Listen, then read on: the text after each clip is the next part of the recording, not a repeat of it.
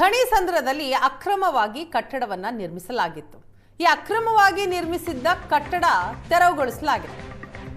ತೆರವು ಸ್ಥಳದಲ್ಲೇ ಟೆಂಟ್ ಹಾಕೊಂಡು ನಿರಾಶ್ರಿತರು ವಾಸ ಮಾಡ್ತಿದ್ದಾರೆ. ಸರ್ಕಾರ ಆದಷ್ಟು ಬೇಗ ಸರಿಯಾದ ವ್ಯವಸ್ಥೆ ಮಾಡಬೇಕು ಅಂತ ನಿರಾಶ್ರಿತರು ಪಟ್ಟು ಹಿಡಿದಿದ್ದಾರೆ. ಕಟ್ಟಡ ತೆರವು ಸ್ಥಳದಿಂದ ನಾವು ಎಲ್ಲಿಗೂ ಹೋಗಲ್ಲ ಅಂತ ಸಂತ್ರಸ್ತರು ಪಟ್ಟು ಹಿಡಿದಿದ್ದಾರೆ. ನಮಗೆ ಸರ್ಕಾರ ಪರ್ಯಾಯ ವ್ಯವಸ್ಥೆಯನ್ನ ಮಾಡಬೇಕು ಅಂತ ಆಗ್ರಹಿಸಿದ್ದಾರೆ.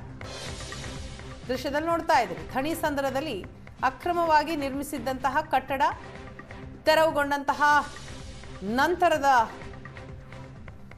ಚಿತ್ರಗಳಿದು. ಈಗ ನಿರಾಶ್ರಿತರು ಅಲ್ಲೇ ಟೆಂಟ್ ಹಾಕೊಂಡು ಕೂತಿದ್ದಾರೆ. ನಾವೆಲ್ಲೂ ಹೋಗಲ್ಲ, ನಮಗೆ ಸರ್ಕಾರ ಆದಷ್ಟು ಬೇಗ ಸರಿಯಾದ ವ್ಯವಸ್ಥೆಯನ್ನ ಮಾಡಿಕೊಡ್ಬೇಕು ಅಂತ ಆಗ್ರಹಿಸ್ತಾ ಇದ್ದಾರೆ.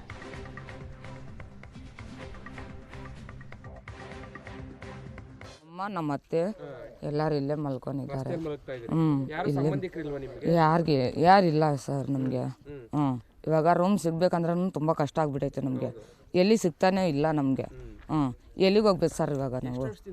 ಇಲ್ಲಿ 6 ವರ್ಷದಿಂದ. 6 ವರ್ಷ ಆಗಲ್ಲ, ಅದು ಗೊತ್ತೇ ಇಲ್ಲ. ಅವರು ಬಂದ್ಬಿಟ್ಟು 10 ನಿಮಿಷನೂ ಟೈಮ್ ಕೊಟ್ಟಿಲ್ಲ ನಮಗೆ. ನಮ್ಮದು ಇನ್ನು ಒಡೆ ಎಲ್ಲ ಇತ್ತು, ಅದೂ ಹೊಂಟೋಗ್ಬಿಡ್ತು ಅದರಲ್ಲೇ. ಇವಾಗ ತೆಗಿಬೇಕಂದ್ರೆ ಆಗುತ್ತಾ ಸರ್? ನಮಗೆ ಆಗ್ತಾ ಇಲ್ಲ. ಕಾಸಿಲ್ಲ, ಒಡೆಯೋ ಮಾತ್ರ ಹೊಂಟೋಗ್ಬಿಡ್ತು. ನಮ್ಮಮ್ಮ ಊಟ ತಿಂಡಿ ಎಲ್ಲ ನಾವು ನೋಡ್ಕೊತಾ ಇದ್ದೀವಿ. 3 ಹೊತ್ತದ್ದು ಕಾಫಿ ಟೀ ಎಲ್ಲ ಕೊಡ್ತಾ ಇದ್ದೀವಿ. ಅದು ಲೋಕಲ್ ಲೀಡರ್ಸು ಕಾಂಗ್ರೆಸ್ ಅಂತ ಹೇಳ್ತಾವ್ರೆ. ಅವ್ರು ಬಂದು 25 ಸಾವಿರ ಕೊಟ್ಟರು ಪ್ರತಿ ಬಾಡಿಗೆ ಇರೋ ಫ್ಯಾಮಿಲಿಗೆ.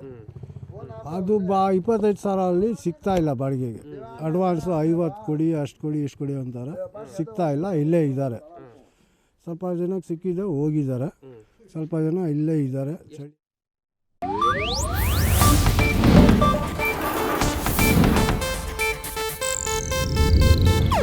ಇದು ಏಷ್ಯಾನೆಟ್ ನ್ಯೂಸ್ ನೆಟ್ವರ್ಕ್ ಪ್ರಸ್ತುತಿ.